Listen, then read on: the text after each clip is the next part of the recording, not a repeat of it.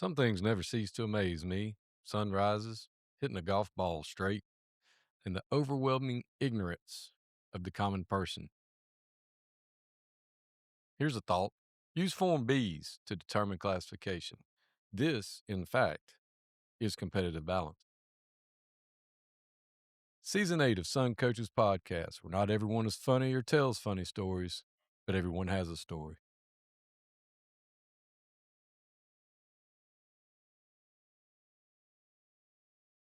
Welcome to Sun Coaches Podcast, Season 8, and today I have a very interesting guest with us. He grew up playing high school ball in Texas. He was a walk-on at Baylor University, and he is now the founder and CEO of Influxer. It's a NIL company. Tyler Jaynes, thanks for being on with me. Thank you for having me. So, Tyler, you were I met you at the Orlando clinic, at the Glazier Clinic, and we got off to a booming start when I didn't get the joke you told me because I'm not real smart. And I was Mrs. Winters or something like that. But the you grew up in Texas and played football and got an opportunity to play at Baylor. So is that pretty accurate?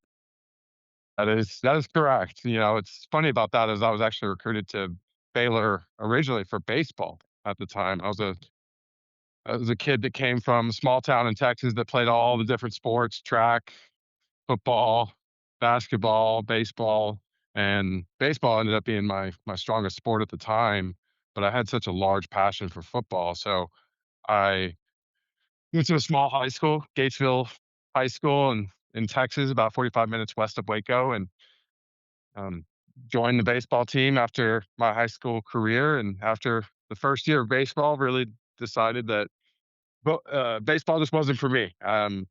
Wasn't passionate about the game anymore once I got to college. I really enjoyed being a college kid and just was dealing with some injuries, lingering issues that I quit the baseball team. And you know, I'll never forget the head baseball coach at the time, Steve Smith, sat me down in his office at the end of the year, just doing a little review. And he said, you're still one of the most athletic guys on the team, if not the most athletic guy on the team. I know you had a passion for playing football in high school. You know, would you be interested if I called the coach about you being a walk on? And at the time, this was about 2013, 2014, like Baylor was good. Baylor just came off winning a Big 12 2013 season. So I was like, absolutely, I want to go play. I want to go play football at Baylor. And this was about May of 2014. And he said he'll make a call. Brian Norwood, head coach, or excuse me, the Brian Norwood, the safeties coach at the time, shot me a message the next day. So Coach Smith followed through, and next thing you know, the next day I'm getting a phone call from one of the football coaches, Brian Norwood, saying that they have a spot for me to come join workouts over the summer that's starting in just 2 weeks. That summer workouts start at the beginning of June, and have an opportunity to just prove myself and make it to 2 days and give me a shot. So absolutely took that opportunity. And what's interesting about that is like my first year of baseball technically counted as my redshirt year for football. And so the first year of baseball was technically my redshirt year of football. So coming in my second year, sophomore year, I was a freshman on the football field. So that summer I just busted my butt. I worked really hard. Apparently did some things to impress the coaches at the time and made it to 2 days in camp. And then from there, just again, busting my butt, taking every drill completely serious, taking every special teams drill serious, taking film serious. Next thing you know, coming out of 2 days, I'm on the travel squad. One of the 65 that make the travel squad. Here I am, this freshman. I didn't even know I was going to be on the team 3 months ago. Uh, and here I am traveling, and the only walk on at the time to make the travel team. So I was very excited and just took that opportunity and got in on my first opportunity that I had on kickoff.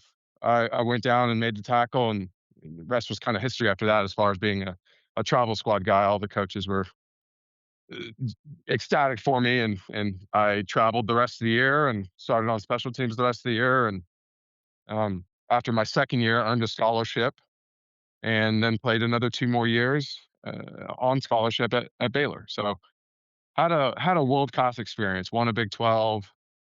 We went to the Cotton Bowl. My freshman year I had Art Briles, and then my senior year I had Matt Rule. So I got to see a whole lot of coaches and two completely different playing styles, which I've learned to love them both in their own regard. So hosted College Game Day a couple times. Um, One at Texas, one at Oklahoma. So I'm very appreciative when I reflect on my college career. It was awesome. It was a lot of fun, and certainly prepared me for the next phase of my life. Yeah, we always talk to coaches all the time about when they played in high school, and most of the guys, especially if they were from a small town, they played more than one thing, and I think it's awesome that you point out that you were a baseball guy, but you also love football because when you're in small school, there's only so many male athletes, and everybody's got to play. You need your best kids playing everything, and that's cool. And apparently, you were very intelligent because for two reasons, they just don't let anybody into Baylor. Number one, and number two, apparently, when you came out, you didn't decide that you wanted to be a coach. Yeah, I did not want to be a coach coming out of college. I have a big appreciation for coaches. That is big appreciation for coaches and the lifestyle that they have to endure, and what they pour into the kids is so impressive. But yeah, coaching was not for me. So, what did you actually major in at Baylor? Oh, well, this is interesting. So I was actually a science major. I wanted to be a doctor for the longest time. I went the pre-med route at Baylor, so I was on the football team and taking all the very tough science classes. Uh, I graduated with a science degree and biology. That was the pre-med route that Baylor had. Um, Got so far into it, did several internships, took the MCAT, the whole 9 yards. Just after I took the MCAT, I ended up getting a pretty decent score, but it just sat with me wrong that I wasn't happy about it because it meant I had to now take. I just got done studying my butt off to take this MCAT, and then now I'm looking at another 10 years of school potentially in front of me. It just didn't seem like that was the life that I wanted to go down, and wanted to start making money now because, like you said, I'm from a small town. Certainly did not have any silver spoon like some of my other Baylor colleagues, but very grateful for everything that I had and just trying to make the most of my opportunities. But I knew that being a doctor wasn't going to be in the cards for me, and I was ready to start making money and get into the real world. So after I decided not to go the med school route, I actually got into commercial real estate right after college. And so this is about 2018, January 2018, because I played through that 2017 season. I did investment sales, started a company called Marcus and Millichap in Las Vegas of all places. Just grew up around Central Texas my whole life, and I wanted to see the world a little bit. So went out on a limb and applied to some commercial real estate agencies and ended up at one in Las Vegas, and very grateful that I went there. And it was absolutely the right decision for me and seeing how my career played out. And so I was doing investment sales, selling, $2 to $20 million properties in Vegas, and then ultimately got recruited to Austin, Texas, where like right before COVID. Um, and what was nice about that Vegas experience was like I went out there dead broke and I Uber drove after work. I would be up at 6, in the office by 7:30 after I worked out because I was already so used to that, and would make 1,000 phone calls, cold calls every couple of weeks, and just a salesman, and just gritted my teeth, and then would Uber drive after work. Vegas is not so bad of a place to Uber drive.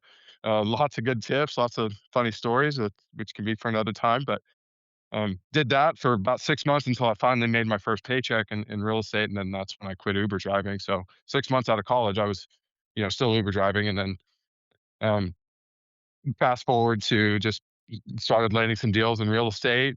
Did my first deal, made like $15,000 on that first check, and quit my quit Uber driving after that. So, fortunately, I did have a great mentor with me in Vegas, and then I moved on to doing commercial real estate in Austin, Texas, right before COVID. I mean, I kid you not, I signed the paperwork the day that Trump put on the travel ban in February of 2020 with just a hope and a prayer that I made the right decision, and thankfully, I did, because moving to Austin, Texas in 2020 and doing commercial real estate there, that Austin became the hottest real estate market in the world. Um, and from 2020 to 2022. And so, I was fortunate to ride a little wave right there and ended up making a lot of money in that regard. But at the same time, I could see the writing on the wall of I knew that the market was eventually going to take a turn. I also knew that I was ready to do something different. I think being in sales really taught me a lot of business acumen. And, I even became the youngest partner at the commercial real estate firm, the only one they ever had under 30 years old and their 30-year operating history. So, had a lot of success there, but I knew I was just an entrepreneur at heart. I knew I wanted to start something that was going to be for the greater good, that would serve a better purpose. Liked real estate. I liked the financial freedom it gave me. I liked everything that it taught me. But at the end of the day, I like being involved in marketing and engineering and operations and business development, seeing everything that a company touches in this world and have more say in those decisions was what I love about being an entrepreneur. When NIL was about to pass in 2020, 2021, you know, because I'm so connected to the industry, just knew that that was going to be happening. I knew that NIL was going to be passing soon when I first started hearing about it in 2020. And so I immediately knew, like, this is what I want to do. Like, this is what I'm waiting on. Like, I've been saving up money. I want to start something with my own money and it be something I'm very passionate about. And so I've just been waiting for an opportunity to come and pop up. And when NIL was passed in 2021, it was just like, this is a no brainer. This is exactly where I want to be. I want to be in sports. I love sports and I want to be back working in it. And NIL, with it just passing uh, in college, it's a brand new industry. So what an opportunity to not only start a new business, but start a new business in an industry that's never existed before. Everyone is at the same starting line. No one has any previous operating history before you. There's nobody to look at. And that challenge really excited me to start Influxer. And we can get into more details, but the whole premise of Influxer was from the beginning, was to be a platform that every athlete could be on, right? Every single athlete. We didn't know what NIL was going to look like. However, we wanted to just build a tool that it was free sign up for every athlete. Doesn't matter if you're Division One, D3, JUCO, NAIA, the star football player, the walk on, volleyball, tennis, like every single sport could be on there. And to this day, we have over 65 sports, Special Olympics, wheelchair basketball, badminton, fencing. So it's nice to see that initial vision come to life, because that was the initial concept, was to build a platform that every single athlete could be on, because my belief from the beginning was every single athlete has some sort of inherent NIL value. And it's just about building something to expose that. And that is where Influxer came into play. Well, it's obvious from your background how hard you worked to be a walk-on the football team, and you were the youngest partner in the history of the firm. You in a span of less than 5 years, you closed over $300 million in sales, which allowed you to propel you. I mean, you were an Uber driver. I mean, you did what you had to do to work yourself up there, so it's just fitting that you wanted to start something that no one else has ever done and see what you could do with it. So what exactly does Influxer do? So Influxer's taken a few turns, but today we provide custom apparel storefronts for athletes all across the country. We're licensed with over 600 universities selling their fan gear. So think of Fanatics, but just for college, high school, and everywhere else outside the pros that we can reach. Um, we sell the athletes jerseys, T-shirts, hoodies, and then we distribute royalties back to the athletes on the sales. So every single athlete has an Influxer deal free with Influxer that pays them through merchandise sales, through royalties, and we handle everything. We handle the design, the fulfillment, the website creation for the athlete. customer service, take it all off their plate. So it's super turnkey. The athlete signs up, their storefront goes live with licensed products from their school, jerseys, t-shirts, hoodies, even hard goods, home goods. We're constantly expanding the product line, um, and making it available for every athlete. And then from there, we also provide all sorts of educational resources, financial literacy, NIL training, and of course, do everything extremely compliant. One fun story is that our my compliance officer that I had at Baylor University when I earned my scholarship is on staff with us at Influxer now. So really awesome, full circle moment there. So what like you're starting from scratch. You don't really know what the landscape's going to look like for NIL. What made you who did you talk to? What made you decide to go the route of a legit, and I'm not saying that people aren't legitimate, but I mean this is true name, image and likeness, that you're selling product that has their name on it and it's not just, golden handshake on the side. These kids are actually earning real money that you guys are promoting their name, image and likeness. But how did you decide that was the avenue you wanted to go? Yeah, that's a great question, and I'll be honest, we were not always looking at merchandise to be, the big driver for us. Um, just as any company that starts, you adapt to some things. Like the original concept was we wanted to be a marketplace. We wanted the athletes on this platform, and we were going to bring on a bunch of brands and get the brands to work with them to do, traditional endorsement marketing deals. And to your point, like, yeah, it was never about the handshake deals and what, the payments under the table and what everybody thinks about with NIL. Our approach was always, hey, what do the pros do? And we're going to copy that because the pros all have merchandise. Like that is what NIL was supposed to be about, right? Was the merchandise sales, the jersey sales. So we're just doing what the law was originally intended to do.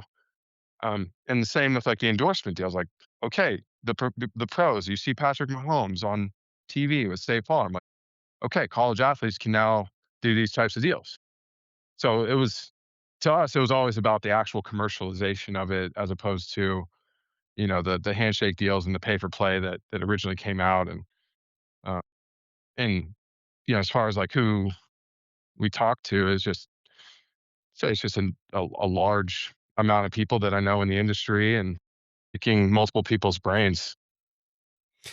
Yeah, one of the things that struck me, immediately when we met down there was that you're a sharp guy, you're very intelligent, but you're a good person, and I think that that's important in this space because there's so many guys that are trying to get in somewhere in the NIL game that aren't good people. They're just trying to make a quick buck, trying to take advantage and cook the books, take advantage of the system. So it's very refreshing for me to meet someone that's in this for the greater good, for the athlete. And, I understand it's a business. You're making money as well, but just talking to you and watching you interact with other people and interacting with the high school coaches in Florida to get them to understand how your company can help their athletes with name, image, and likeness at even the high school level. I thought that was awesome, and that's why I definitely wanted to get you on and let you tell your story and talk about what you guys do. So what is I Thank mean, you. I understand what you do with the college and everything, but how does it relate to high school? Is it you just exactly the same? It's just scaled down a little bit?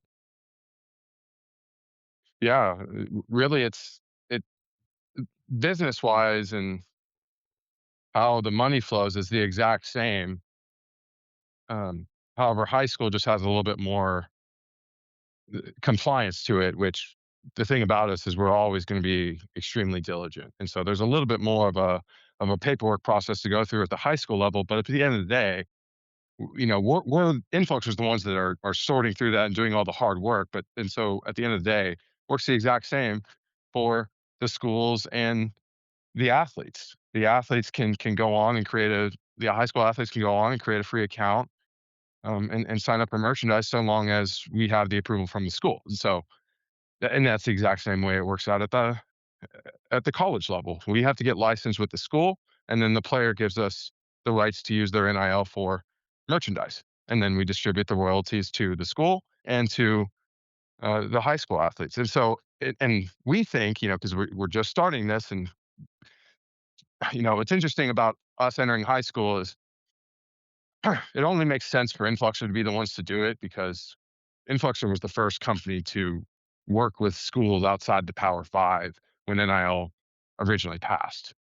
Our first school was Texas A&M Corpus Christi, doesn't even have a football program.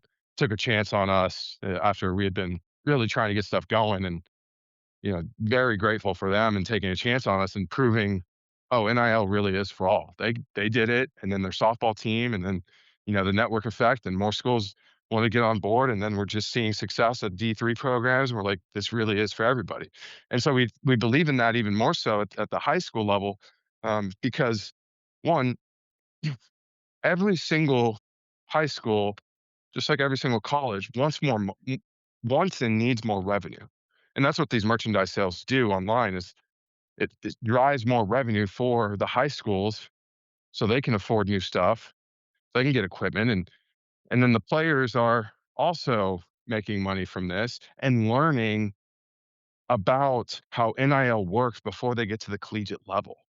This isn't merchandise isn't going to be life changing. It's not life changing money for professional athletes.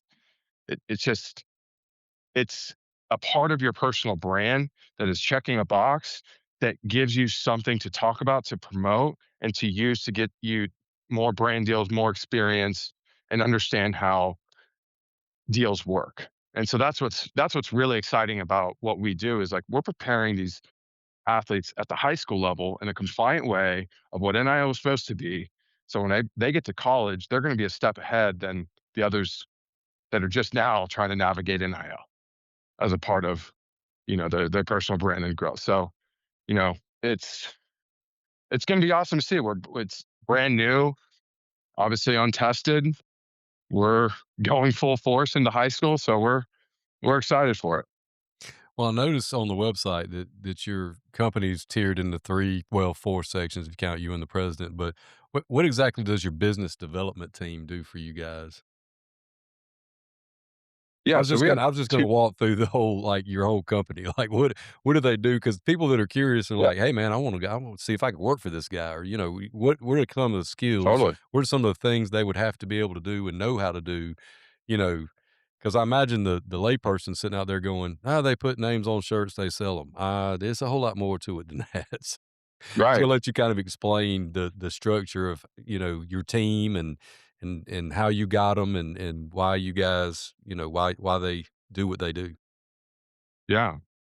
Yeah, absolutely. So, just to provide some context at the scene here. 3 years ago is when we launched. Like January of 2023 is when we originally launched our merchandise platform. And so you got to think that means one player and one school. And you look at today, we're at 70,000 athletes and over 600 schools. So, you know, in 3 years, that a lot has happened. I think our first year we ended up getting about over 200 schools licensed with us. But to answer your question, how we got to that and how we achieved that was through our business development team that really had two approaches here, which was one, we got to get the school license, and so we got to have these relationships with the universities to get them to trust us with using their marks and logos because they just don't give those out. That's obviously very hard to get IP, and you want to protect. So you got to be somewhat credible. You got to have a structure about you that people can trust. And our business development team, fortunately, we're some former athletes. My former compliance officer, I was a former athlete, so obviously I have a ton of connections myself, and was a part of that big initial business development push with the school side. But it was talking with university admin, and then the other half of our business development team was focused on athletes. So half of our business development team was focused on the athletic department staff and talking with them, and then the others were with the players. And so we'd use that to our benefit, just depending on the situation. Like a lot of times, we'd get a school because we'd be talking with their admin, and then they would spread the message to all the athletes. Boom. Other times, we'd get a bunch of athletes signed up before we'd even talk to admin, and then use that as a reason to talk to the university admin. "Hey, we had 15 of your players sign. Here's who we are and what we do. Here's why we bring value to you, why your players wanna sign on, and, give the spiel." Um, that's our business development team in a nutshell there, and of course, we're expanding it to that, or like, that was the initial business development team, and now we're expanding into partnerships, sponsorships, getting back into a little bit more of the brand deals, um, and entering the high school level. So that's opening up our need for business development. And that, what I'd say for people listening is like we are actively looking for people that are boots on the ground, specifically in the state of Florida, um, who would want to be a part of the procurement process of getting these schools onboarded. Because like right now, as we sit today, we have around 25 high schools that have signed up in the state of Florida, but we this has been a soft launch. Like we haven't really put this out. We plan to right after March Madness, but nothing's private. Like everybody knows, we're doing high school. We just haven't put it out on any of our socials or mass marketed yet. We're still buttoning up a couple things as far as making the user experience as good as possible for the athletes and the high schools when they get onboarded. But we are looking for people that will be boots on the ground, going to shows just like where you met me at, um, that are telling other coaches and staff about Influxer and getting their players signed on, and showing face. Like we're not hiding behind a camera. Like we want to be present on site. That is what sports is about. Nothing brings the world together like sports, and so we just obviously need a lot more of that because 25 high schools right now for the state of Florida, and there's 900 of them. So we got a Yeah. lot to go. So your next part of your team's your product development and engineering. What exactly do those people do for you? Yeah, they're the brains behind it all of connecting all of our systems and making sure that we have security across our platforms and everything's communicating properly because we what we have is a very very good, very tough to build architecture of all of collegiate athletics, because you got to think about, we have 70,000 athletes on our platform.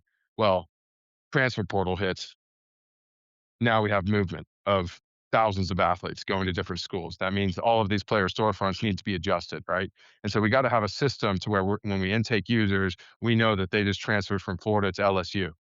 We know that they just transferred from Syracuse to Oklahoma. We have to be able to track all that because we got to update it in our system in real time, or else the players, ourselves, or everyone's missing out on sales. Oh, our engineers are constantly putting things together, creating apps to make all of our workflows a lot easier. Of course, keeping up with our Shopify store. Shopify is who we host with. So there's a lot that they do, and of course, AI has certainly made their jobs a lot easier. And the one thing I'll say about that is like, our engineers fully understand that, like, yeah, AI is powerful and it is coming for a lot of people's jobs.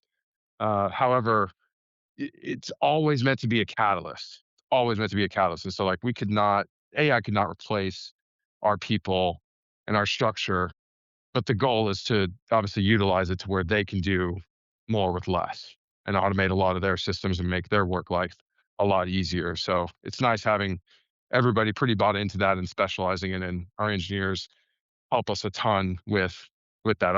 Our head engineer right now, he got a master's in machine learning, 3 years ago, and so that's certainly come in handy recently.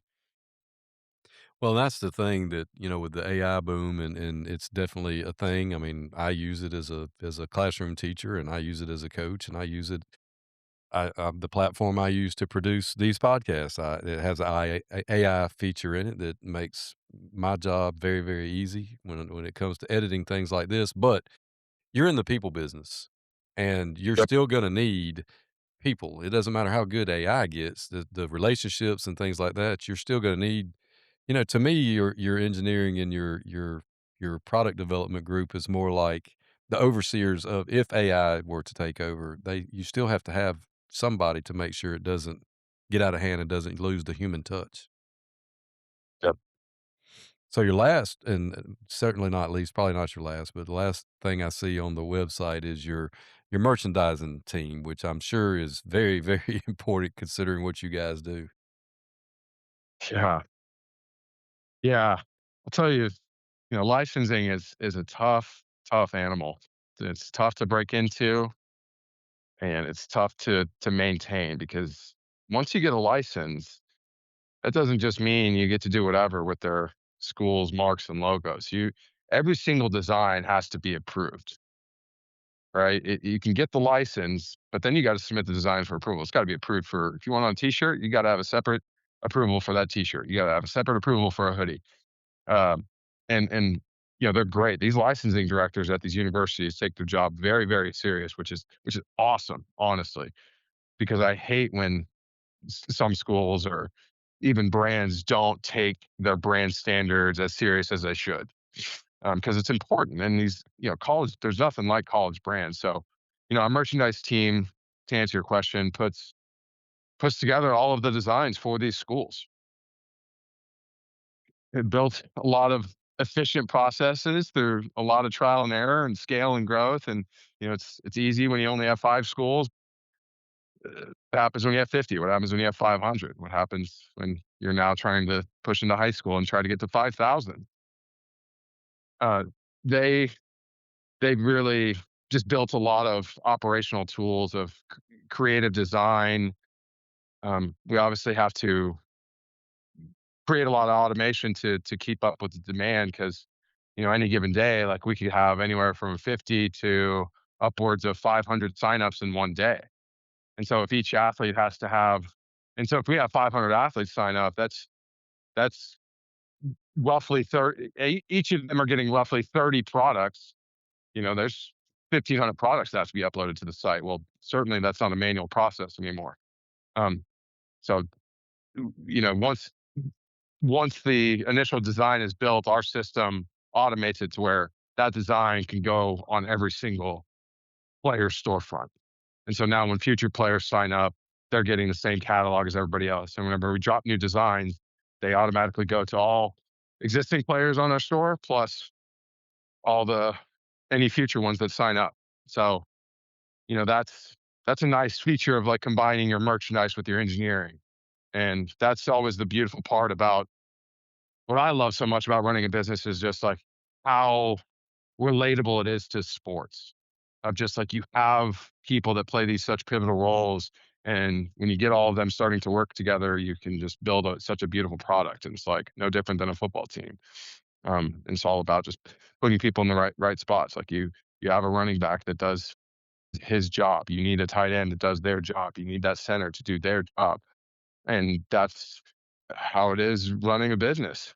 And um, seeing seeing your team and your departments like work together collaboratively and merchandise and engineering building a tool in today's world is just like this is awesome. This is why you become an entrepreneur so you can build cool stuff.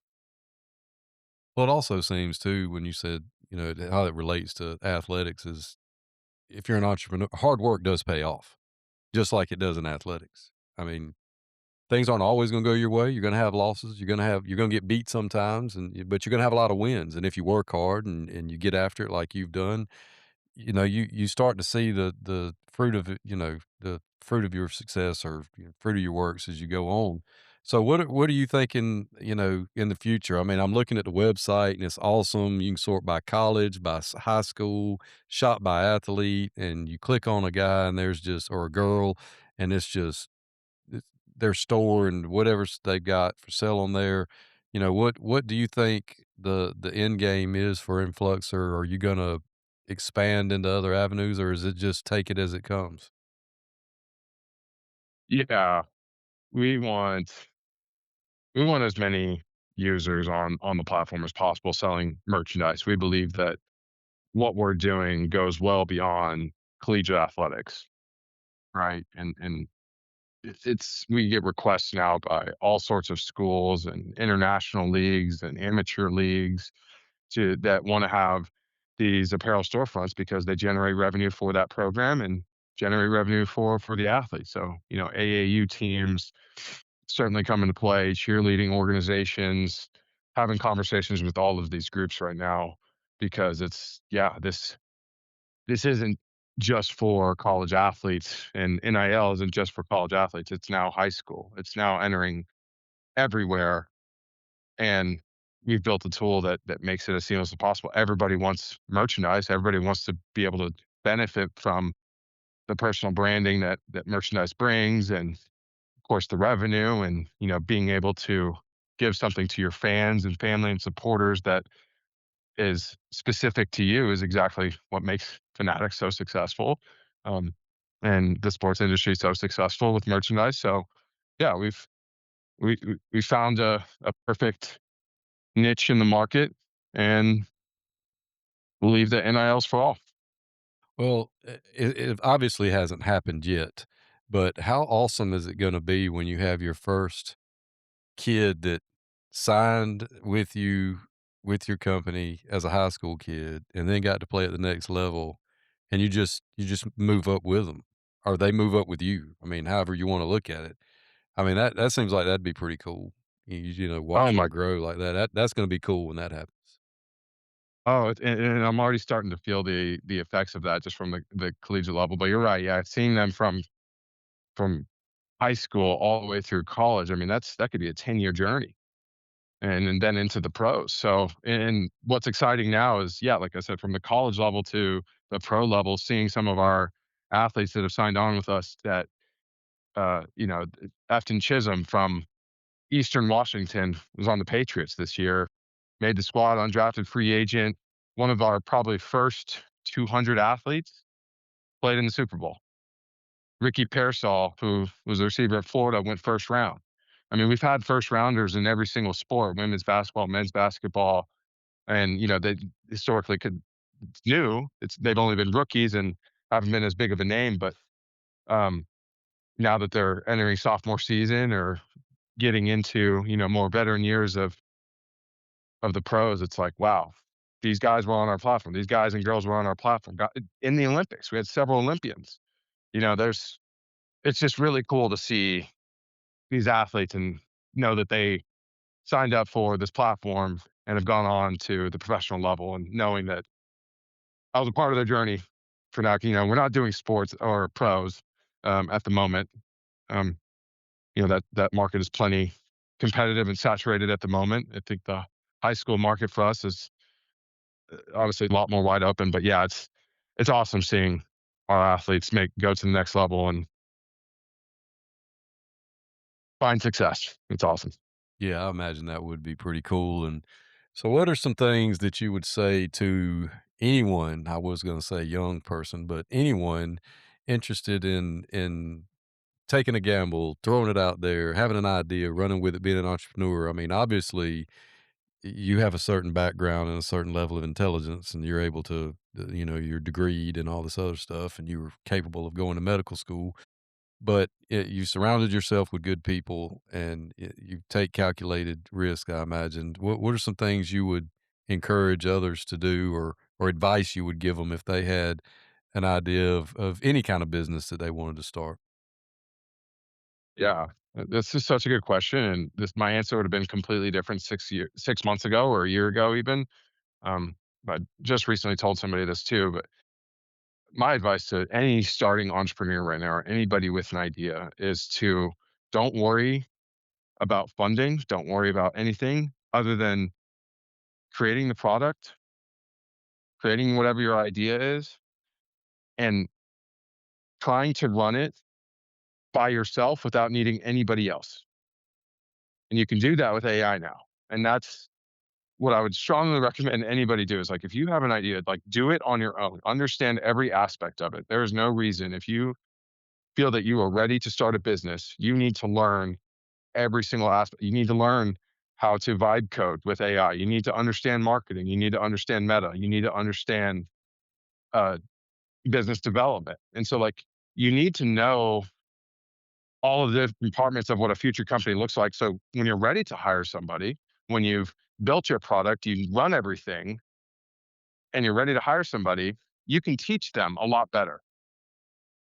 And so with today's tools, like historically, I mean, at Influx, I've done every single job. I've customer service, I ran the social media, I created designs, I created the social graphics. I've worn every hat except the engineering side. Well, now that with the AI tools that have come out, like Lovable and Claude and Cursor, like there's just no reason why you can't be a solo entrepreneur in the beginning and do it all by yourself and find traction by yourself with such low money. I mean, under a few $100s for 90% of projects right now, you can start by yourself and grow and scale with marketing, creating a social media, business development, having outreach, and the engineering, everything being taken care of what a normal company would need. Do it by yourself before you try to bring anybody else into the picture. Build it as long as you can by yourself. That's the advice I would give. Well, Tyler, I sure do appreciate you coming on and sharing your story with us and sharing your vision for Influxer and how your hard work and your dedication and your not giving up no matter what attitude that you have has really transformed into something special. And I know as a young man that's the president CEO of his own company, it's got to be pretty rewarding to sit back and do that and watch it grow what you've built. Like you said, you've done everything in the company and now getting to share it with other folks, and I appreciate you coming on and sharing that with us. Well, I appreciate you. I appreciate the message you're sharing, trying to get more knowledge into these coaches, and it's so important. The next level and how it trickles down from the pros to college to high school. People just need more content. So kudos for you for starting this thing up and giving more of a platform to people to be able to share this information. So thank you. Thank you.